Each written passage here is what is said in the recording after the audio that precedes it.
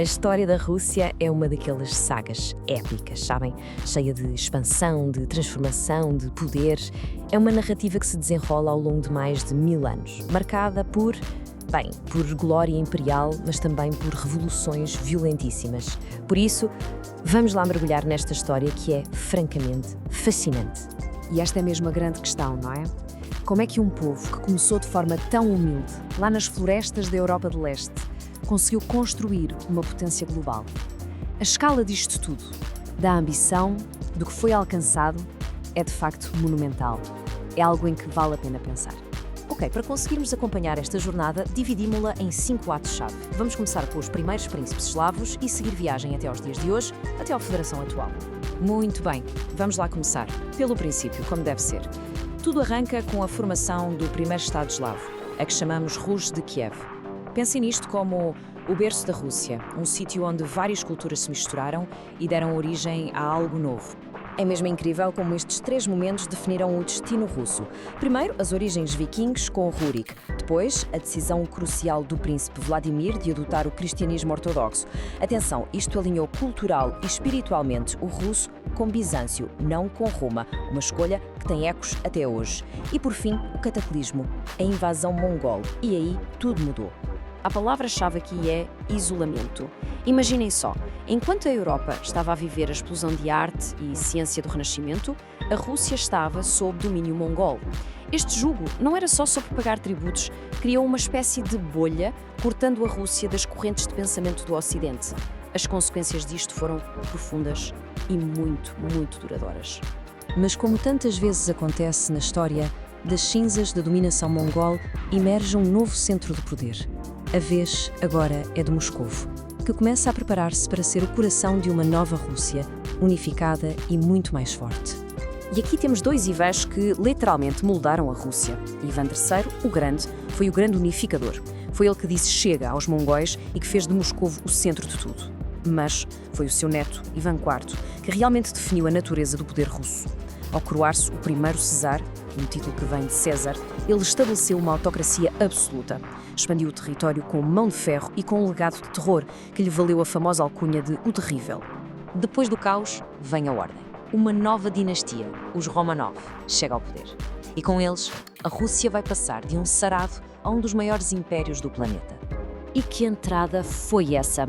Esta é a era dos czares mais famosos, dos palácios deslumbrantes, da expansão imperial e, claro, das contradições internas que, no fim de contas, iam levar o império à sua própria ruína. Esta frase resume na perfeição a ambição de Pedro Grande. Ele não queria só que a Rússia fosse poderosa, ele queria que fosse moderna, que fosse europeia. Foi por isso que fundou São Petersburgo, para ser essa tal janela.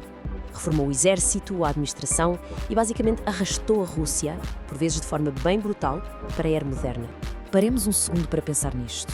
A Rússia derrotou Napoleão, o maior general da sua época, em 1812.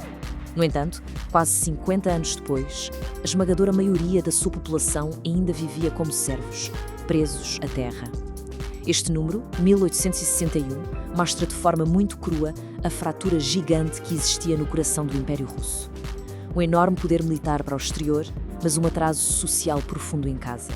O século XIX foi uma autêntica montanha-russa. A glória militar contra Napoleão, por um lado, e a humilhação na guerra contra o Japão, por outro. A abolição da servidão chegou demasiado tarde e, na verdade, não resolveu as desigualdades. As fissuras no Império estavam a alargar-se e a pressão sobre a monarquia tornava-se, insustentável. E então, tudo ruiu. A Primeira Guerra Mundial foi a faísca que incendiou o barril de pólvora do descontentamento. O resultado foi a transformação mais radical e violenta de toda a história russa. Em pouco mais de 70 anos, assistimos a um verdadeiro terremoto histórico, da Revolução de Lenin, passando pelo terror e pela industrialização de Stalin, até ao papel absolutamente heróico e decisivo na Segunda Guerra Mundial e, claro, à competição global da Guerra Fria. No final, a rigidez de um sistema que não conseguiu reformar-se levou ao seu colapso súbito em 1991, redesenhando completamente o mapa do mundo. Com o fim da União Soviética, a Rússia entra numa nova era. Uma era marcada por desafios monumentais e pela busca de uma nova identidade, de uma nova voz no palco mundial. Os anos 90 foram uma década de caos, de crise, mas também de alguma esperança. Foi uma transição selvagem para o capitalismo que deixou muita gente para trás. E foi neste contexto de instabilidade que Vladimir Putin subiu ao poder, com a promessa de restaurar a ordem, a estabilidade e o orgulho russo. Este quadro resume de forma brilhante toda a nossa viagem. De Vladimir a Putin, cada era teve uma figura e uma característica que a definiram: a cristianização, a libertação, a modernização, a experiência socialista e, por fim, a reafirmação geopolítica. O que vemos é um padrão fascinante de colapso e reconstrução de um poder centralizado.